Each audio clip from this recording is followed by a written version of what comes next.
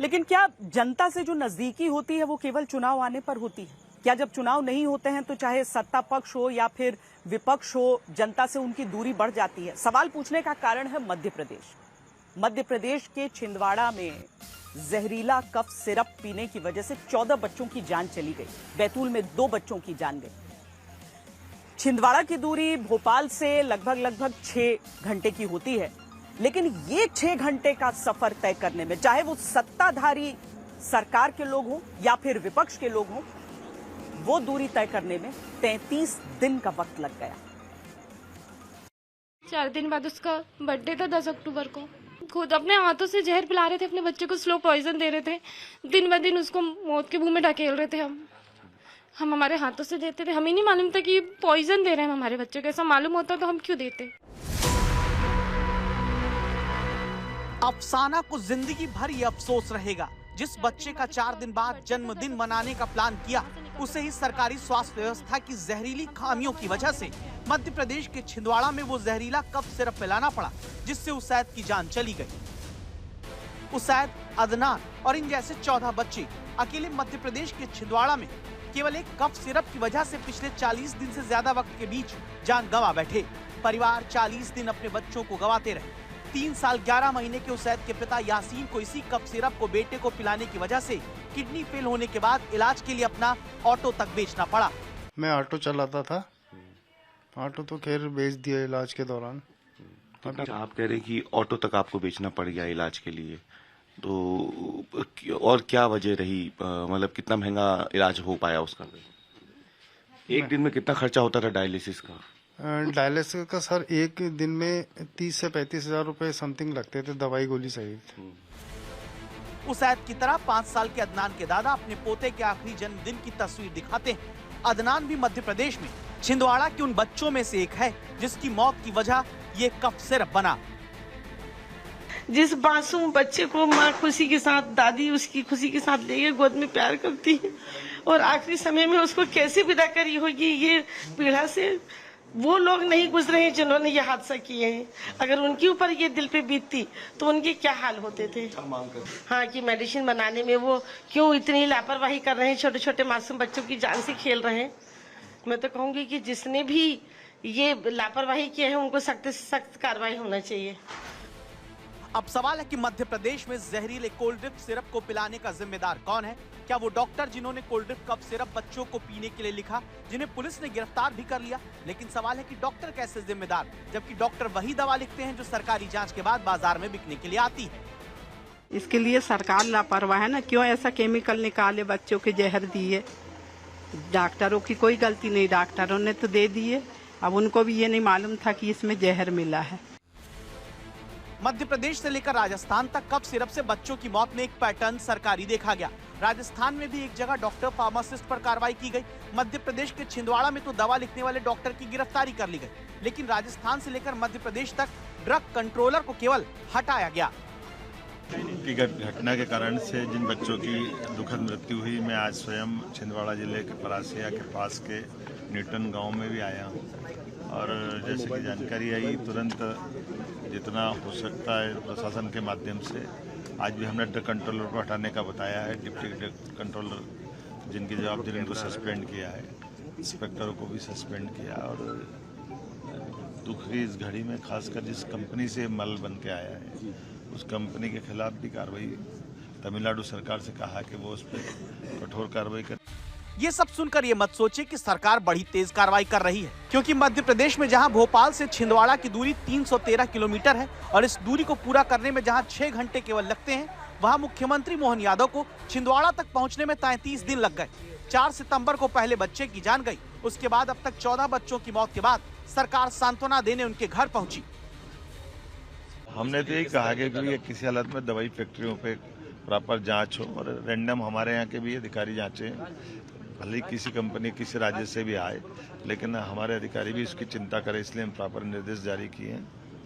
मैं दुख की इस घड़ी में परिवार के साथ हूँ, और ये संवेदनशील मुद्दा है। इस मुद्दे पे हम सब दुख के साथ इस कष्ट से, और जो पीड़ित पक्ष है, बच्चे हैं, उनके लिए भी हमने कहा उनको अच्छे से अच्छा बेहतर इलाज हो सके, जो प्रबंधन लगेगा सरकार सब करने लगेगा। मुख्यमंत्री को छिंदवाड़ा में बच्चों की जान कप सिरप से जाने का कितना दुख था, इसका वीडियो रविवार से चर्चा में है, जब वो दूरबीन से वाइल्ड लाइफ सेंचुरी का आनंद लेते दिखे। जब छिंदवाड़ा में जहरीला कप सिरप पीकर बच्चों की जान गई थी, तब खुद की नैतिकता पर सवाल आने से पहले मुख्यमंत्री मोहन यादव काजीरंगा नेशनल पार्क में हाथियों की उम्र कितनी है पता कर रहे थे। कितनी उम्र का है? ये जंगल का है। इसी के बाद मुख्यमंत्री को छिंदवाड़ा की याद आती है, बच्चों का कष्ट याद आता है और सवाल ये आता है कि प्रदेश में कौन सी दवा कहां से आकर बिकती रहेगी। इसको जांचने का जिम्मा जिनके कंधों पर है, अगर वही सोते रहे तो क्या केवल पद से हटाना ही बहुत है या फिर गिरफ्तारी उन अधिकारियों की भी होगी। रवीशपाल सिंह, छिंदवाड़ा, आज तक। खबरदार करता सवाल ये है कि क्या मध्य प्रदेश में, राजस्थान में इन छोटे छोटे बच्चों की जान बचाई जा सकती थी? जवाब है हाँ। हाँ, अगर 3 अंतर्राष्ट्रीय घटनाओं से कोई सबक ली जाती। हम इस वक्त लोहिया अस्पताल के पास हैं और आपको लेकर चल रहे हैं उन मेडिकल स्टोर्स की ओर जहां पर इस वक्त ये लाइव रेड जो है कुल मिलाकर चल रहा है। आपको हम लेकर चलेंगे, सामने आप देखेंगे। उत्तर प्रदेश की राजधानी लखनऊ, जहां मेडिकल स्टोर की सीढ़ियां चढ़ते आज तक संवाददाता उस छापेमारी को कवर कर रहे हैं जिसका मकसद बच्चों को जहरीले कफ सिरप से बचाना है। ये लोहिया अस्पताल के सामने तमाम स्टोर्स हैं। आपको हम लेकर तस्वीरें दिखाएंगे कैमरामैन गौरव यहाँ पर कि किस तरीके से यहाँ पर ड्रग इंस्पेक्टर्स पहुँचे हुए हैं और रेड कर रहे हैं। कुल मिलाकर कोल्ड ड्रिंक यहाँ से जितने सिरप रखे हैं उन सारे ही सिरप्स को निकालने का यहाँ पर कार्य इस वक्त चल रहा है। उत्तर प्रदेश में ड्रग इंस्पेक्टर उस श्रीसन फार्मास्यूटिकल्स के कफ सिरप को खोज रहे हैं जिसने मध्य प्रदेश में 16 मासूम बच्चों की जान ले ली। लेकिन क्या आप जानते हैं कि अगर सरकार और सरकारी स्वास्थ्य विभाग समय रहते खबरदार होते तो मध्य प्रदेश से राजस्थान तक बच्चों की जान कफ सिरप पीने से न जाती। सीकर के इस अभागे पिता को सरकारों से अपील न करनी पड़ती कि ऐसा अब दोबारा किसी बच्चे के साथ ना हो। हल्की सी उसको खांसी थी तो दवाई लेके आए थे चिराना CHC से उसके लिए। अब वो दवाई रात को 9 बजे उसकी मम्मी ने पिला दिया आधा ढक्कन। अब वो आधा ढक्कन पीने के बाद में सो गया। सोने के बाद में उसको 3 बजे चेत हुआ तो पानी 2 घूंट पानी की पिला दी, वो फिर सो गया। फिर 5 बजे सुबह उसको चेत नहीं हुआ, वो बेहोशी हालत में था। तो दादी जी, मम्मी, बुआ जी वो सब गांव के डॉक्टर के पास लेके गए। फिर गांव के डॉक्टर साथ में जाके सीकर गए। सीकर के हॉस्पिटल में उसको मृत घोषित कर दिया गया। सवाल है कि कफ सिरप में ऐसा क्या है जो बच्चों के लिए जहर बन जाता है? इसका जवाब खांसी के सिरप बनाने में होने वाले पदार्थ है। आमतौर पर क्लोरफेनरामाइन और फेनिलफ्राइन दवाइयों का इस्तेमाल होता है। 4 साल से कम उम्र के बच्चों को आमतौर पर यह दवाई दी जाती है, लेकिन अब सरकार ने इस पर बैन लगा दिया है। 4 साल से ज्यादा उम्र के बच्चों को डेक्स्ट्रोमेथॉर्फन हाइड्रोब्रोमाइड नाम की दवाई वाले सिरप भी दिए जाते हैं। आमतौर पर ये दवाइयां पाउडर के फॉर्म में होती हैं, इसलिए इनको घोलने के लिए एक सॉल्वेंट की जरूरत होती है। बच्चे कड़वी दवा नहीं पीते, इसलिए मीठा सॉर्बिटॉल या गाढ़ा करने वाले ग्लिसरीन या ग्लिसरॉल या प्रोपिलीन ग्लाइकॉल मिलाया जाता है। इससे दवाई गाढ़ी रहती है लेकिन मुंह में नहीं चिपकती। जब सॉल्वेंट की जगह EG यानी एथिलीन ग्लाइकॉल या फिर DEG यानी डाई एथिलीन ग्लाइकॉल का इस्तेमाल कर दिया जाता है, तब ये बच्चों के लिए जहर बन जाती है। EG और DEG रंगहीन गंधहीन अल्कोहल हैं जिनका इस्तेमाल इंडस्ट्री केमिकल की तरह पेंट, हाइड्रोलिक ब्रेक फ्लूइड, स्याही, बॉल पॉइंट पेन वगैरह में होता है। WHO के मानक के अनुसार दवाइयों में EG या DEG का इस्तेमाल 0.1% से ज्यादा कतई नहीं होना चाहिए। दवाइयों में इनकी ज्यादा मात्रा में मौजूदगी जहरीली मानी जाती है। जब EG या DEG शरीर में पहुंचते हैं तो टॉक्सिक मेटाबोलाइट्स यानी जहरीले रसायन बनते हैं। जैसे EG से ऑक्सैलिक एसिड और DEG से HEA नाम का एसिड बनता है। इससे किडनी और तंत्रिका तंत्र को नुकसान होता है। इसके अलावा ये केमिकल खून में ऑक्सीजन के फ्लो को रोकता है और इससे कोशिकाएं मरने लगती हैं। मध्य प्रदेश में जिस जहरीले कफ सिरप ने बच्चों की जान ली, उसे बनाने वाली श्रीसन फार्मास्यूटिकल को लेकर तमिलनाडु सरकार ने यही बताया कि कफ सिरप में इस्तेमाल किया गया प्रोपिलीन ग्लाइकॉल फार्मा नहीं बल्कि इंडस्ट्रियल ग्रेड का था, जो दवा में इस्तेमाल करने के लिए बैन है।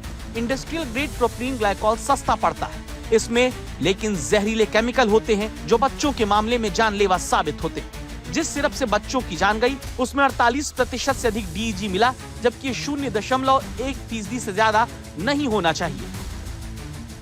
2 अक्टूबर को जांच में पता चला कि कोल्ड ड्रिफ्ट में 48.6% डायथिलीन ग्लाइकॉल था। दुर्भाग्य देखिए, आज से 5 साल पहले जम्मू कश्मीर के उधमपुर जिले में भी 12 बच्चों की जान गई और तब cold best PC cough syrup पीने से ये मौतें हुई। इसे हिमाचल प्रदेश की डिजिटल विजन फार्मा कंपनी ने बनाया। इसमें 34% DEG पाया गया था। इसके बाद भी सरकारों की नींद नहीं टूटी और मध्य प्रदेश से राजस्थान तक बहुत से माता पिता ने अपने मासूमों को खो दिया। दरअसल दवाओं को गाढ़ा करने, उनके स्वाद को बच्चों को पीने लायक बनाने के लिए ग्लिसरीन और प्रोपिलीन ग्लाइकॉल का इस्तेमाल सुरक्षित कहा गया।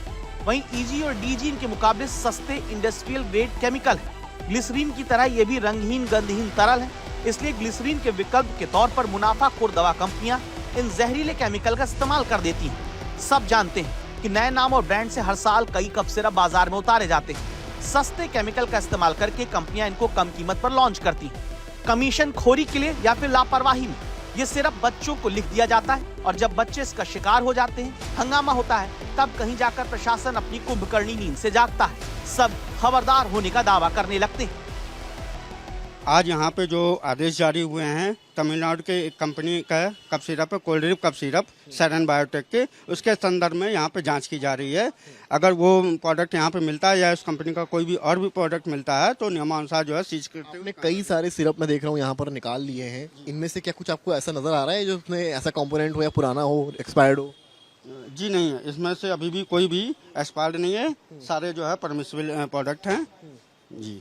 और मेन जो सेरेन कंपनी है तमिलनाडु की, उसके प्रोडक्ट के ऊपर ध्यान दिया जा रहा है क्योंकि जो वहाँ पे जिससे कैजुअल्टी हुई है उसको लेकर के जो है हम लोग सीसन के सिरप को चेक करेंगे कि कहीं सीसन कंपनी की जो सप्लाई है वो यहाँ पे तो हमारे गवर्नमेंट में तो नहीं है और उसके कॉम्बिनेशन को इसके लिए चेक करने के लिए हम लोग आए हैं। भारत सरकार ने निर्णय लिया और उसके बाद यूपी सरकार ने कह दिया कि जांच होगी, ड्रग इंस्पेक्टर्स मैदान में उतरेंगे, जांच पड़ताल करेंगे। कोल्ड ड्रिफ्ट सिरप या फिर जो कंपनी श्रीसन फार्मास्यूटिकल्स है